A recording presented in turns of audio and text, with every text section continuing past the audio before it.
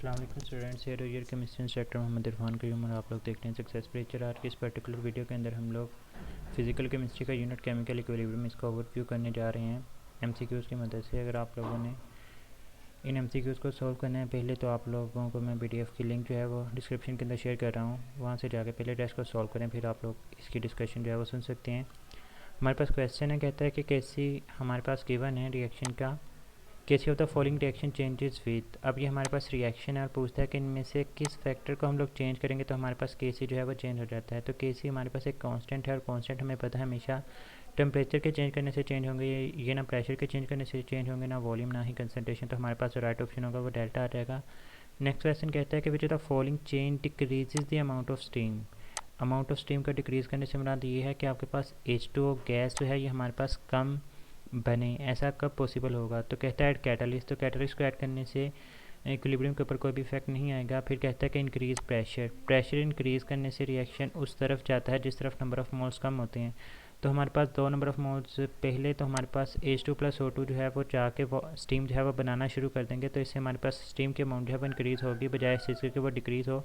Next कहता है कि इंक्रीज़ द टेम्परेचर। टेम्परेचर को इंक्रीज़ करने से, तो ये जो हमारे पास अगर हम लोग इसका टेम्परेचर को इंक्रीज़ करते हैं तो टेम्परेचर को इंक्रीज़ करने से हमारे पास रिएक्शन जो होगा वो फेवर हो जाएगा इन फॉरवर्ड डायरेक्शन। तो हमारे पास H2O की जो अमाउंट है वो हमारे पास कम होना शुरू हो जाएगी। तो यही हमारे पास होगा वो यहाँ पे राइट ऑप्शन होगा। नेक्स्ट हमारे पास है ऐड O2। तो O2 क्या है? ये हमारे पास प्रोडक्ट है और अगर आप लोग प्रोडक्ट्स को ऐड करते हैं तो रिएक्शन जो है वो हमारे पास रिवर्स डायरेक्शन के अंदर जाना शुरू कर देगा, अगेन स्टीम जो है वो ज़्यादा बननी शुरू हो जाएगी। तो यहाँ पर जो राइट ऑप्शन है वो 40 आ जाएगा। नेक्स्ट क्वेश्चन कहता है विच ऑफ फॉलोइंग रिलेशन, किस रिलेशन के लिए Kp जो है वो ग्रेटर देन होगा Kc के लिए। तो आप लोग याद रखें कि Kp उसी केस में हमारे पास ग्रेटर देन Kc होगा जब हमारे पास NP मीन टू से कि number of moles of product जो है वो ग्रेटर होंगे number of moles of reactant के। तो सिंपली आपने यहाँ पे देखना है कि किस केस में number of moles of product और रिएक्टेंट के मुकाबले में फ़र्क है और number of moles of product जो है वो ज़्यादा है। तो अल्फा ऑप्शन के अंदर number of moles of product reactant दोनों के इक्वल हैं, तो यहाँ पे Kp और Kc दोनों एक दूसरे के इक्वल होंगे। बीटा ऑप्शन के अंदर देखें तो हमारे पास रिएक्टेंट्स के नंबर ऑफ मोल ज़्यादा हैं, प्रोडक्ट से कम है, तो ये भी राइट ऑप्शन ही होगा। 40 के अंदर देखें number of moles of product 2 हैं जो कि ज़्यादा है एज़ कम्पेयर टू रिएक्टेंट जो कि 1 है, तो यही हमारे पास यहाँ पे राइट ऑप्शन होगा। डेल्टा के अंदर अगेन हमारे पास जो प्रोडक्ट है उनके नंबर ऑफ मोल्स एक हैं लेकिन रिएक्टेंट के नंबर ऑफ मोल्स हमारे पास 2 हैं, तो इस केस में हमारे पास Kc ग्रेटर देन Kp होगा rather than Kp as compare greater than Kc। तो हमारे पास जो राइट ऑप्शन है वो 40 आ जाएगा। नेक्स्ट कहता है कि pKw value is dash above 25 degree Celsius. 25 degree Celsius पे जो हमारे पास वैल्यू होती है वो हमारे पास 14 वैल्यू हमें इसकी देखने को मिल रही होती है। अब उसने क्या किया, उसने टेम्परेचर को जो है वो हमारे पास इंक्रीज़ कर दिया है। जब टेम्परेचर को इंक्रीज़ करते हैं तो हमें पता है कि pKw और टेम्परेचर का आपस में एक दूसरे के साथ इन्वर्स रिलेशन है। अगर आप लोग टेम्परेचर को इंक्रीज़ करें तो pKw जो होगी वो डिक्रीज़ होगी, तो हमारे पास जो आंसर होगा वो लेस दैन 14 आ जाएगा। नेक्स्ट क्वेश्चन है कि which of the following change takes place on increasing the temperature. Temperature को चेंज करने से हमारे पास यहाँ पे कौन सी चेंज है वो आ रही होती है। कहता है टाल्टर्स द Kc। Kc हमारे पास कांस्टेंट है, टेम्परेचर के चेंज करने से चेंज हो जाएगा, ये चेंज हो जाएगा, चेंजेस द Kp। अगेन जो हमारे पास ये कांस्टेंट है ये चेंज करने से हमारे पास चेंज होगा। थर्ड वन कहता है कि मॉलिक्यूलर स्पीड चेंज होगी मॉलिक्यूल्स तो ये भी हमारे पास ठीक है कि टेम्परेचर को इंक्रीज़ करने से मॉलिक्यूलर स्पीड जो है वो इंक्रीज़ हो रही होती है। तो यहाँ पे जो राइट ऑप्शन है वो हमारे पास डेल्टा आ जाएगा, all of these. Next question कहता है which value of Kc reaction goes to equilibrium earlier, के Kc की कौन सी वैल्यू के ऊपर जो है वो इक्विलिब्रियम फौरी तौर पे एग्जिस्ट जो है वो अर्लियर जो है वो इक्विलिब्रियम अटेन हो जाता है। तो एक बार याद रखें कि Kc की वैल्यू जितनी कम होगी इक्विलिब्रियम उतनी ही आसानी के साथ अटेन हो जाता है, क्योंकि Kc की वैल्यू कम होने से मुराद ये होगा कि आपके पास प्रोडक्ट्स कम बनने होंगे। तो जब प्रोडक्ट्स कम बनने होंगे तो वो फौरी तौर पे बन जाएंगे, तो ये तभी पॉसिबल होता है जब Kc की वैल्यू जो है वो हमारे पास कम से कम होगी। तो इनमें से जो सबसे कम वैल्यू वो हमारे पास 10⁻³ है, तो यही हमारे पास होगा, वो यहाँ पर राइट ऑप्शन होगा। नेक्स्ट क्वेश्चन कहता है कि which of following relation is correct, किन में से कौन सा रिलेशन जो है वो हमारे पास करेक्ट है। pH is equal to half pKw for neutral. तो pH की वैल्यू जो है वो हमारे पास 7 होती है और pKw की वैल्यू जो है वो 14 होती है। तो 14 का अगर आप लोग हाफ लेंगे तो वो 7 ही आएगा, मीन टू से न्यूट्रल के लिए ये बात जो है वो ठीक है। बीटा के अंदर देखें कहता है कि pH जो है वो ग्रेटर देन हाफ pKw होगी। pH क्या है वो हमारे पास 7 है और हाफ pKw की वैल्यू भी जो है वो हमारे पास 7 होती है। तो कहता है कि बेसिक के लिए pH जो है वो 7 से ज़्यादा होगी, तो ये बात भी हमारे पास ठीक है। और थर्ड वन एसिडिक के लिए कहता है pH जो है वो लेस देन होगी 7 से, तो वो बात भी हमारे पास ठीक है। मीन टू से कि यहाँ पे ये तमाम के तमाम रिलेशन जो है वो हमारे पास करेक्ट हैं।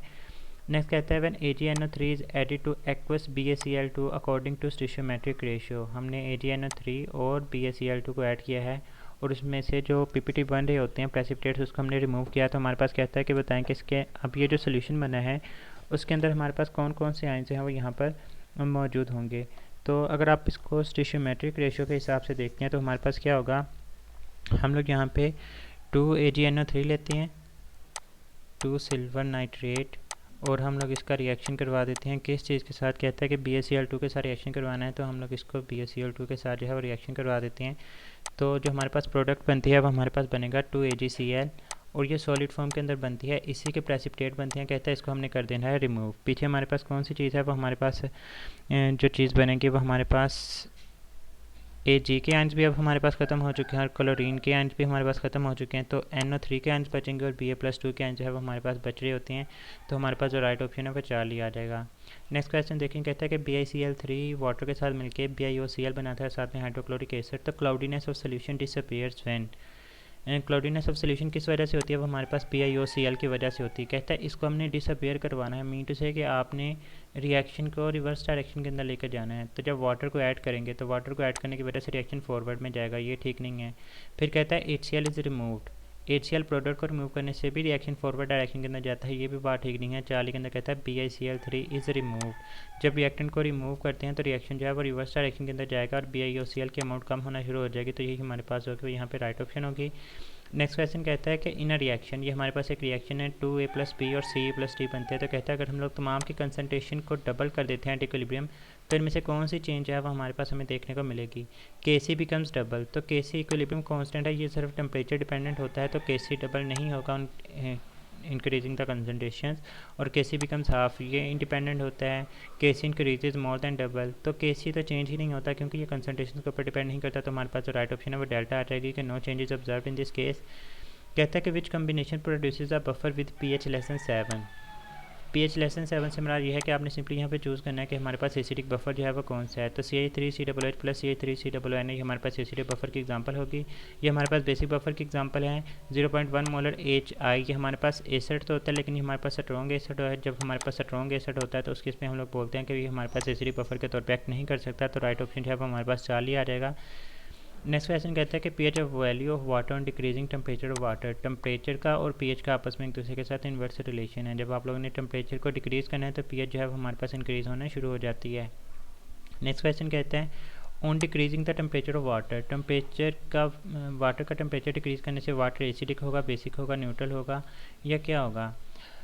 मैंने आपको बताया था कि वाटर की न्यूट्रलिटी का टेम्परेचर के साथ कोई रिलेशन नहीं होता। अगर आप लोग टेम्परेचर को इंक्रीज़ करते हैं तो टेम्परेचर को इंक्रीज़ करने से जितने हमारे पास हाइड्रोजन आयन्स बनते हैं उतने ही हाइड्रोक्सल आयन भी हमारे पास बन रहे होते हैं।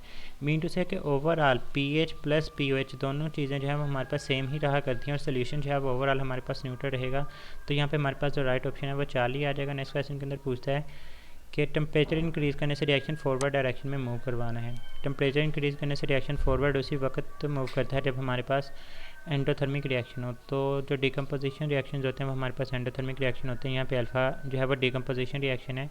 जबकि SO3 की फॉर्मेशन कॉन्टैक्ट प्रोसेस हमें पता है कि एक्सोथर्मिक है, और ammonia formation by hyper process ये भी हमारे पास एक्सोथर्मिक प्रोसेस है। तो जो राइट ऑप्शन है वो अल्फ़ा आ जाएगा। नेक्स्ट क्वेश्चन कहता है कि Kc की वैल्यू आपने कैलकुलेट करनी है जब आपको N2H2 और NH3 की वैल्यू गिवन है।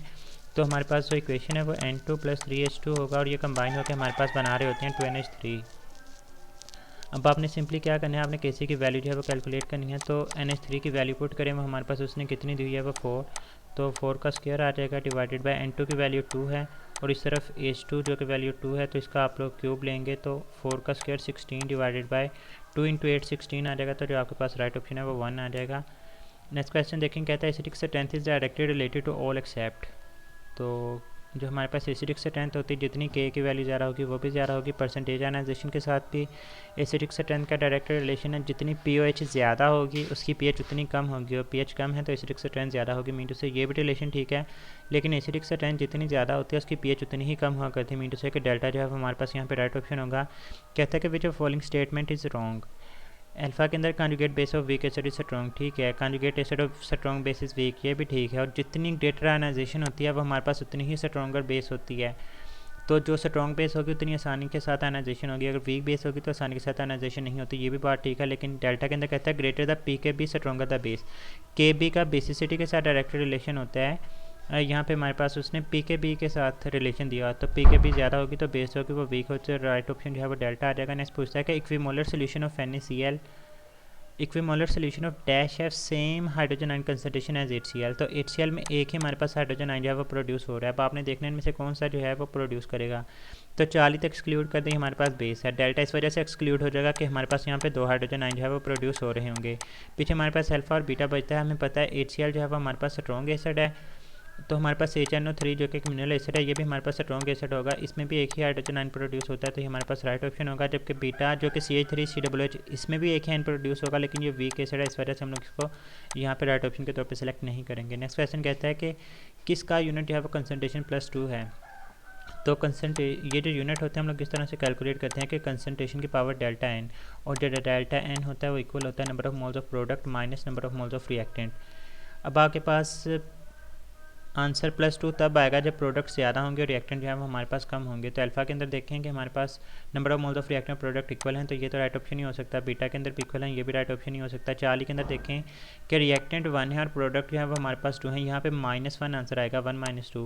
और अगर आप डेल्टा के अंदर देखते हैं तो 4 जो है वो हमारे पास प्रोडक्ट्स हैं और रिएक्टेंट जो है वो 2, तो 4 - 2 हमारे पास जो डेल्टा एन की वैल्यू होगी वो +2 आएगी, और यही हमारे पास कंसंट्रेशन +2 इसी के यूनिट होंगे, तो जो राइट ऑप्शन है वो डेल्टा आ जाएगा। नेक्स्ट कहता है कि calculate the pH of a buffer, जब हमारे पास एसिटिक एसिड 0.1 मोलर है और जो सोडियम एसिटेट है वो हमारे पास 0.0001 है और पीके की वैल्यू 4.74 है।